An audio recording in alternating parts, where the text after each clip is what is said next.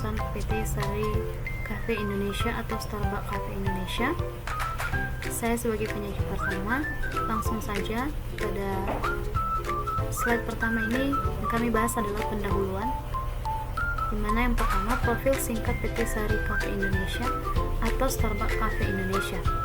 Starbucks adalah perusahaan kedai kopi multinasional yang didirikan pada tahun 1971 di Seattle, Washington, Amerika Serikat oleh Jerry Baldwin, Jeff Seal, dan Gordon Boka.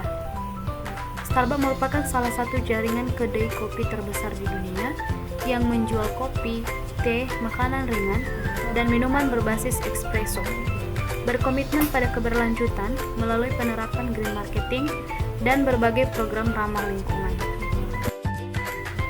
Masuk pada latar belakang yang melatar belakangi penganalisian green marketing.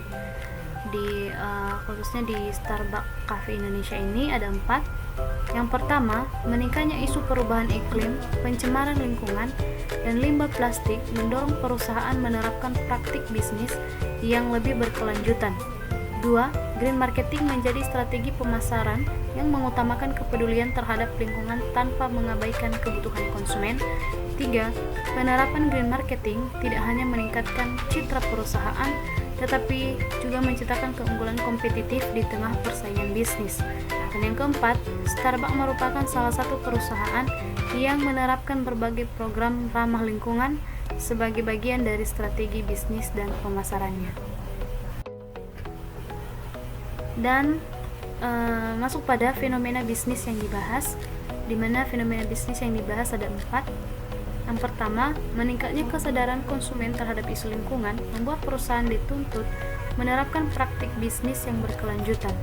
Kedua, Starbucks merespon kondisi tersebut dengan menerapkan strategi green marketing seperti mengurangi penggunaan sedotan plastik, mendorong penggunaan tumbler pribadi, dan mengembangkan kemasan yang lebih ramah lingkungan. Di sisi lain, Starbucks masih menghadapi tantangan karena sebagian besar penjualan masih menggunakan kemasan sekali pakai, terutama untuk layanan take away dan pesan antar, sehingga limbah kemasan tetap menjadi perhatian.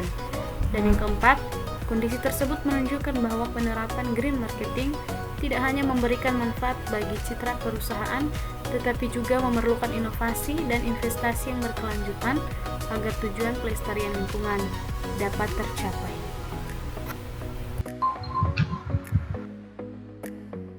Pengertian green marketing. Konsep pemasaran green marketing mulai berkembang seiring meningkatkan perhatian masyarakat terhadap isu-isu lingkungan. Green marketing dipahami sebagai strategi pemasaran yang memastikan kepedulian terhadap lingkungan ke dalam seluruh aktivitas perusahaan, mulai dari proses perancangan produk, pengadaan bahan baku, produksi, distribusi, promosi, hingga pengolahan limbah. Dengan demikian, green marketing tidak hanya berorientasi pada pencapaian keuntungan, tetapi juga memperhatikan keseimbangan antara aspek ekonomi, sosial, dan lingkungan.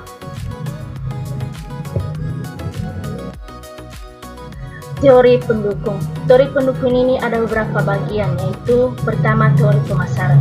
Teori pemasaran ini adalah menurut Kotler dan Armstrong 2018, pemasaran adalah proses menciptakan nilai bagi pelanggan dan membangun hubungan yang kuat dengan pelanggan untuk memperoleh nilai dari pelanggan sebagai imbalannya.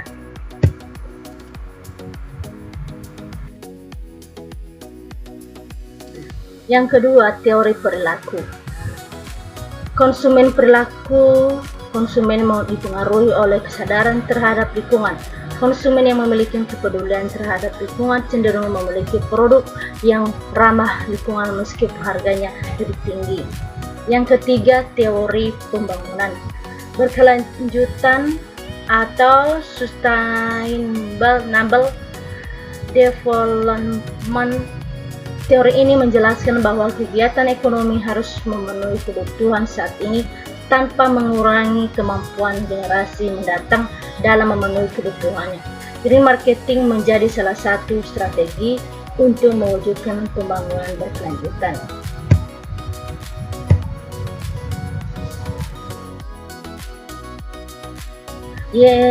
Lanjut, referensi ilmiah. Kita ambil dari buku yang di bawah ini, dan saya tidak jelaskan satu persatu.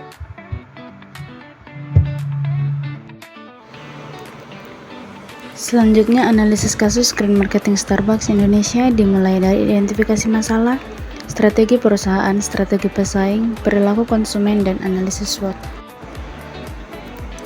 Yang pertama, identifikasi masalah berupa tantangan yang masih dihadapi Starbucks dalam menjalankan green marketing, yaitu kemasan sekali pakai yang masih tinggi dan menjadi kontributor utama limbah pabrik. Selanjutnya, konsumsi energi yang meningkat akibat pertambahan jumlah gerai. Selanjutnya, gap promosi dan realisasinya, yang merupakan kesenjangan antara kampanye keberlanjutan dan pelaksanaan di lapangan memicu kritik greenwashing. Yang kedua, analisis strategi perusahaan berupa inovasi produk, yaitu kemasan ramah lingkungan dan sourcing kopi berkelanjutan melalui program CAFE Practice. Selanjutnya, efisiensi operasional yang merupakan investasi pada peralatan hemat energi dan desain gerai yang menekan konsumsi listrik dan air. Selanjutnya, edukasi konsumen merupakan kampanye digital dan program rewards yang mendorong pemakai tumbler pribadi. Yang ketiga, analisis pesaing. Starbucks Indonesia memiliki reputasi yang unggul secara global dan berpengalaman keberlanjutan. Dengan harga yang premium jadi tantangan di segmen muda.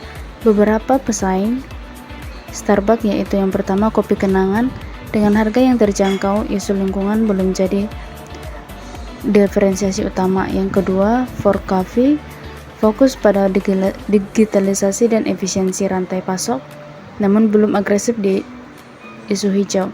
Selanjutnya, Janji Jiwa bersaing di volume dan ekspansi masif dan bukan di citra keberlanjutan. Yang keempat, perilaku konsumen.